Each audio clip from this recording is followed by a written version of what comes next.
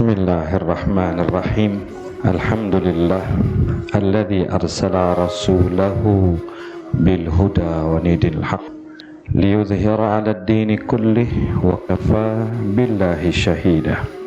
Wa usalli wa usallim ala habibir rahman sayyidina wa habibina wa syafi'ina wa maulana Muhammad wa ala alihi al-athhar wa ashabihi al-akhyar wa man tabi'ahum bi ihsanin ila yaumil mahsyar. Amma ba'd.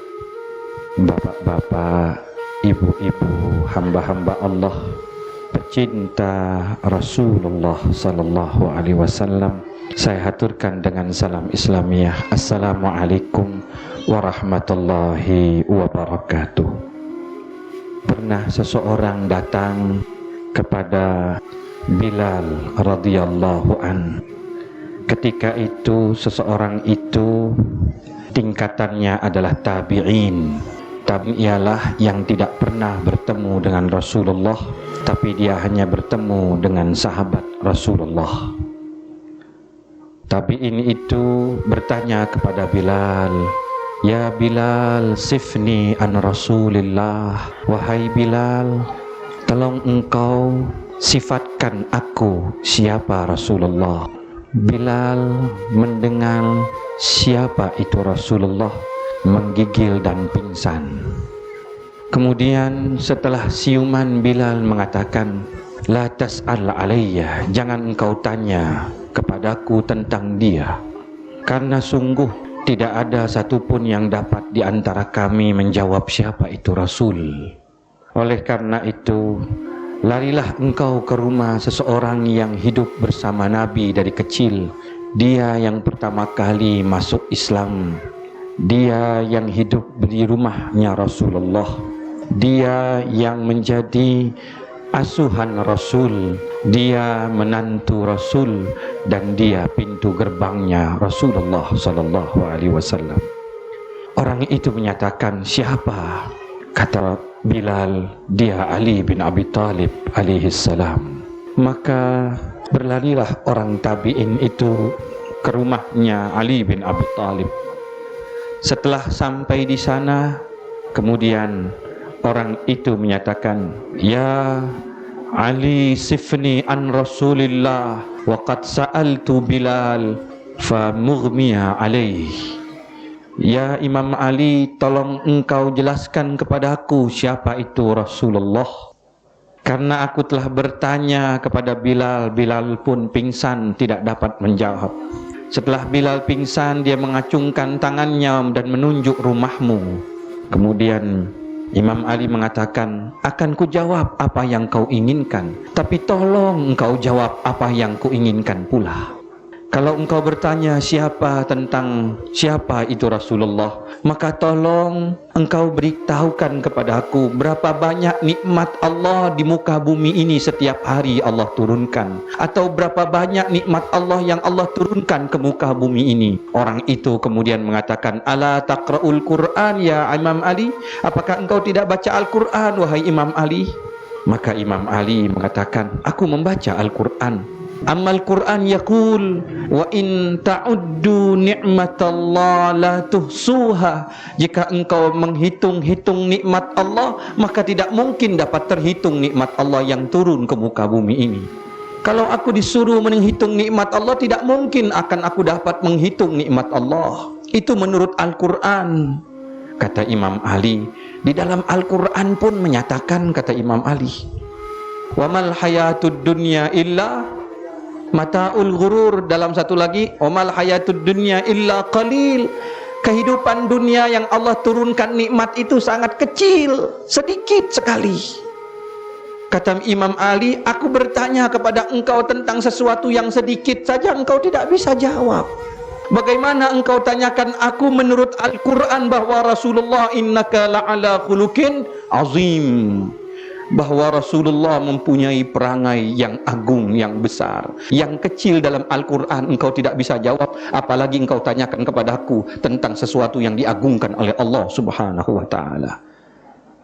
Oleh karena itu, tidak ada satupun makhluk yang dapat menceritakan siapa Rasulullah Sallallahu Alaihi Wasallam.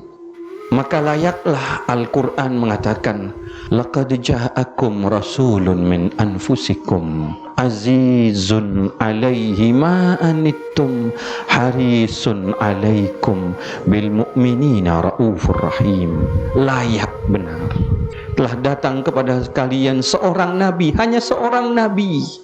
Sebelum itu kita lihat di dalam Al-Quran bagaimana Allah mengagungkan Rasul. Tidak pernah Allah itu berdialog dalam Al-Quranul Karim menuding Rasulullah dengan panggilan Ya Muhammad. Tidak pernah. 6.666 ayat dengan ulangan, tidak ada satupun ayat yang mengatakan Ya Muhammad, tidak ada. Ya ayyuhan nabi, ya ayyuhar rasul. Panggilan yang sangat indah sekali. Mengapa demikian? Karena penghormatan Allah terhadap Rasulullah Sallallahu Alaihi Wasallam. Telah datang kepada kalian seorang Rasul, tidak ada Rasul yang lain. Di dalam Al-Quran pun kalau kita melihat, tidak ada satupun Asma'ul Husna diberikan pinjam kepada satu makhluk kecuali Rasulullah Sallallahu Alaihi Wasallam. Azizun, Raufun, Rahimun, Azimun, yang seluruhnya adalah milik Allah, Asma'ul Husna. Akan tetapi Allah Subhanahu wa Ta'ala meminjamkan kepada manusia yang satu ini. Karena apa? Karena memang manusia yang satu ini telah menyerap akhlaknya Allah Subhanahu wa Ta'ala. Laqad ja'akum rasulun min anfusikum azizun alaihi ma anittum harisun alaikum bil mu'minina raufur rahim. Banyak mufassirin menyatakan ayat ini sangat indah sekali. Memang dia indah karena datang dari yang maha indah. Memang dia suci karena dia disucikan oleh yang maha suci. Dia dibangkitkan atau dilahirkan dari rahim yang suci di kota yang suci. Kemudian diakhiri di tempat yang suci, kembali kepada yang maha suci, membawa agama yang suci untuk orang yang ingin membersihkan fitrahnya.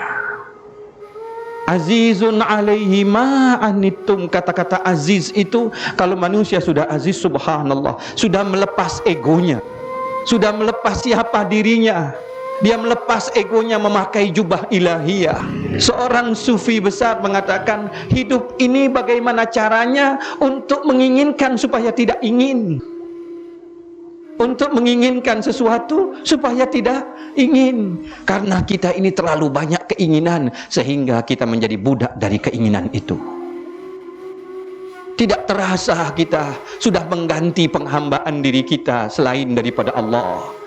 Kadangkala jabatan, kadangkala ilmu, kadangkala pangkat kita, semuanya kita ganti menjadi Tuhan-Tuhan kita yang baru. Na'udzubillah min zalik. Oleh karena itu, tidak lain kita kembali kepada Rasulullah Sallallahu Alaihi Wasallam. Tidak ada sesuatu tujuan kita ini, cuma satu tujuan kita. Inna salati wa nusuki wa mahyaya wa mamati lillahi rabbil alamin. Itu baiat kita yang senantiasa kita ucapkan di hadapan Allah. Tidak ada satupun makhluk yang berucap seperti itu kecuali khalifah Allah di muka bumi ini. Kadangkala kita lupa dengan baiat itu, kita pasrahkan diri kepada kita. Kadangkala permata, perhiasan, baju, apapun menjadi tuhan-tuhan kecil kita. Subhanallah, la haula wa la quwata illa billahi aliyil azim. Mari kita lihat. Azizun alaihi ma anittum, terasa berat di dada Rasul di saat melihat penderitaan umatnya. Mungkin kalau Rasul bersama kita sekarang ini, mungkin janggutnya setiap hari basah dengan air mata karena melihat pedihnya umatnya ini. Subhanallah, yang sudah tidak ada adab, yang sudah tidak ada lagi akhlakul karimah. Sedangkan Rasulullah setiap hari Kita tahu menyebarkan agama ini dengan akhlakul karimah. Innama bu'istu liutammima makarimal akhlak. Sungguh aku dibangkit bukan membawa agama yang baru. Agama itu tetap qul la ilaha illallah, tapi apa yang dibawa Rasulullah? Innama bu'istu liutammima makarimal akhlak. Akhlakul karimah. Ini yang dibawa oleh Rasulullah. Bagaimana kita memperlakukan siapapun, baik itu musuh Allah, dia adalah hamba Allah. Kadangkala kita memperlakukan orang yang di bawah kita seakan-akan kita siapa, padahal tidak. Kata Imam Ali, engkau tidak lain seorang hamba Allah yang awalmu sperma, yang akhirmu bangkai, dan di dalam perutmu senantiasa membawa kotoran atau penuh dengan kenajisan. Na'udzubillah min dzalik. Kalau kita melihat siapa itu Rasulullah, azizun alaihi ma anittum. Aziz, dia ingin menderita atas penderitaan orang lain. Di Syi'ib Ali, dia tidak akan makan sebelum seluruhnya makan. Di saat ada kelebihan korma, dia tidak makan karena itu sisa. Dia katakan, ada yang masih mau korma ini. Allahu Akbar. Dia berkeliling membawa korma itu di antara sahabat dan anak-anak kecil. Kadang-kadang anak kecil tidak tahu siapa itu Rasulullah. Dia katakan, "Ana, aku ingin." Rasulullah berikan sampai ibunya malu. "Tidak ya Rasulullah." Kata Rasulullah, "Biar, tidak apa-apa." Rasulullah kembali ke tempatnya, maka mengganjelkan perutnya dengan batu. Allahu Akbar. Subhanallah. Azizun alaihi ma anittum. Waktu peperangan dia tidak paling belakang, malah dia paling depan. Tapi dalam pembagian harta benda, dia paling belakang, biarlah yang lain paling depan. Itu akhlakul Rasul sallallahu alaihi wasallam. Jelas Al-Quran mengatakan azizun alaihi ma anittum. Coba lihat bagaimana beratnya dia dengan umatnya. Di an yadkhulunal jannah. Aku inginkan seluruh umatku untuk masuk ke dalam surga. Itu yang dipikirkan Rasulullah. Sampai terakhir dalam sakaratil mautnya dia ucapkan apa? Ya ummati, as-salah, as-salah. Aina ummati, di mana umatku? Dia ucapkan ya ummati, as-salah, as-salah. Karena apa? Azizun alaihi ma anittum. Kita lihat lagi siapa itu Rasulullah di alam barzah, bahkan dalam sakaratil maut kita. Bahkan dalam sakaratil maut kita, di saat lidah kita ini mampu menggoyangkan untuk berselawat kepada Nabi. Dan seringkali mungkin di mobil kita, dalam tidur kita, dalam kesendirian kita, kita mengucapkan Allahumma salli ala Sayyidina Muhammad wa ala ali Sayyidina Muhammad. Mungkin karena keikhlasan kita, mungkin karena kebersihan hati kita. Di saat sakaratil maut, ruh itu akan berdatangan, terutama ruhnya Rasulullah sallallahu alaihi wasallam, ingin mengiringi dengan 70.000 malaikat untuk menaikkan ruh kita. Allahu Akbar. Disambut dengan para malaikat. Karena apa? Dia azizun alaihi ma anittum. Di liang barzah, kita lihat di liang barzah, tidak ada satupun yang mencintai kita masuk ke liang barzah. Istri, anak, suami, apalagi anak kita, cucu kita, yang kita luar biasa sama dia, yang kadang-kadang badan kita tercapek, tidak terasa capek, yang kadang-kadang dari pagi sampai malam untuk dia. Di saat di alam barzah, apa yang dia lakukan? Tidak ada satupun yang melakukan apapun illa Rasulullah sallallahu alaihi wasallam. Dalam sebuah hadis, di saat di alam barzah, apa yang terjadi? Mungkar wa nakir datang. Siapa yang menemani kita untuk mendampingi, untuk membaca itu? Illa Rasulullah sallallahu alaihi wasallam. Kecuali Rasulullah sallallahu alaihi wasallam. Di saat bangkitnya kita nanti, di mana bangkitnya kita? Di padang mahsyar. Apa yang terjadi? Yauma yafirul mar'u min akhihi wa ummihi wa abi wa sahibatihi wa bani likulli imri'in sya'nu yughni. Tidak ada lagi, sudah akhir zaman itu, sudah kehidupan ukhrawiyah.